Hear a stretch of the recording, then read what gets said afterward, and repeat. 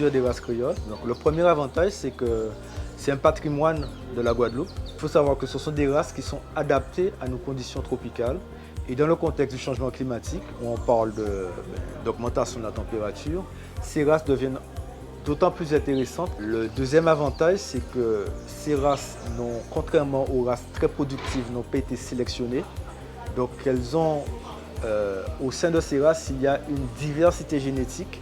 Par ailleurs, de point de vue production, nous avons montré à l'INRAE que ces races ont des qualités technologiques, organoleptiques, supérieures aux races productives.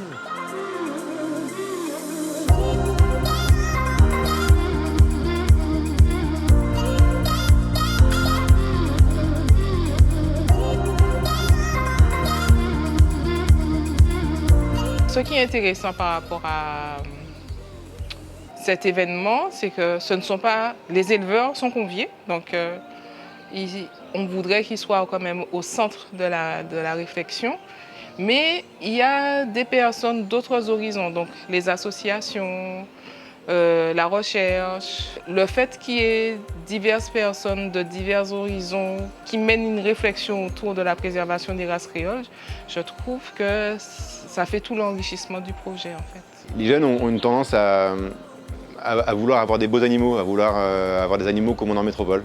C'est-à-dire d'avoir du taureau charolais, des bêtes, des grosses bêtes. Ce qui ont du mal à intégrer, c'est que les races créoles sont des races qui sont adaptées au territoire depuis des siècles et des siècles.